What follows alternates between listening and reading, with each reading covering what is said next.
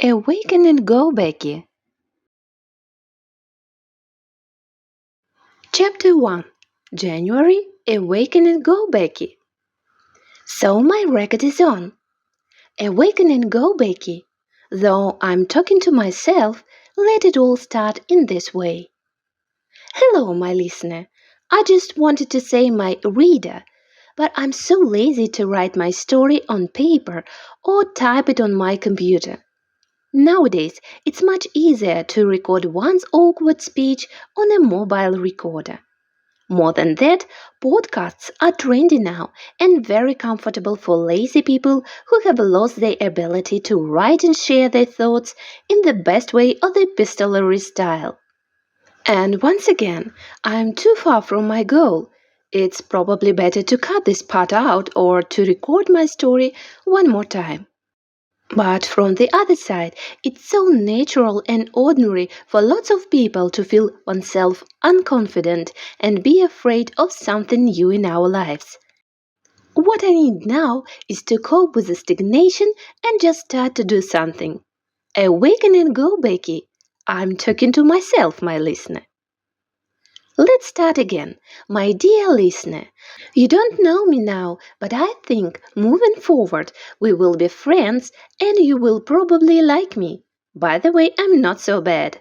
My name is Rebecca Ann Marie Steele, but you can call me Becky. As to my mind, the grandiosity of three names in a line doesn't match my short and ordinary last name. I'm 26 years old. I'm single, Miss Lonely, as you have already noticed.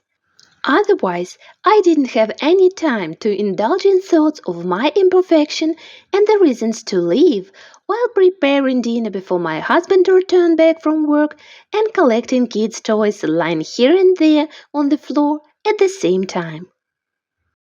I work online being an assistant or the production department chief in one of the publishing companies. My weight is more than enough. My beauty is on the decline. I drink alcohol and smoke cigarettes a lot. No, this is not a Bridget story, but just a Becky's life who tends to take flavored coffee with some milk after sweet things with no limits. I won't complain about my Miss Lonely status, as there are four people in my life who have been persecuting my tranquility since my studentship. They are Susan, Jessica, Catherine, and Helen, my funny girls. Susan or Sue is an easy laugher with brown hair who hasn't lost her childish outreach after marrying Hugh, our university friend, whimpering and moaning on a constant basis like an old man.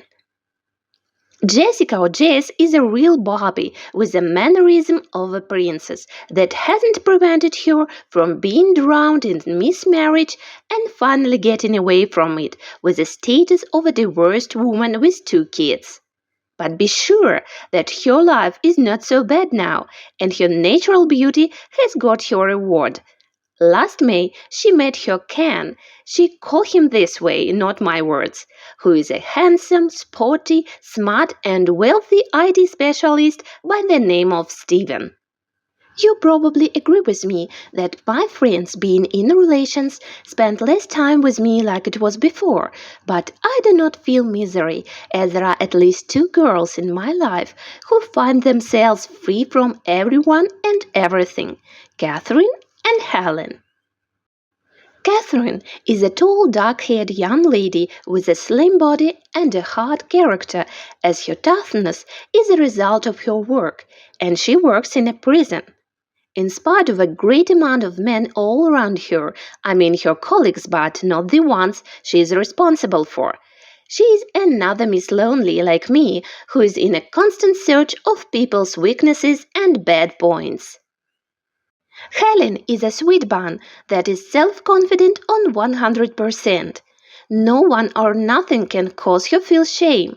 She is a blonde with a gorgeous body, as she calls herself, who works in a beauty sphere and has thousands of worshippers and hundreds of secret love stories, but who, here my listener can continue instead of me, is single too. These are my girls, and this is our life full of cafe meetings, visiting each other at homes, talking on mobile phones, or communicating online. No matter which way you look at it, its name is boredom. But there is one but in all this tasteless being, our future university reunion. In 6 months, all graduates from our university course are to meet at the party where they can easily show off. And why is it important to me, my listener probably thinks? To be honest with you, I want to look at one's insolent eyes that I last saw on my final year at university and didn't understand what had happened. I guess my hint is clear enough, but if not, we will get things straight as we go. So these are my input data. I decided to record all my thoughts and deeds like I'm doing now, that's not to bring shame upon me, but finally get the body size I want, transform myself by shining inside out, believe in my own potential, and all other silly stuff. Maybe, but not exactly it will go this way.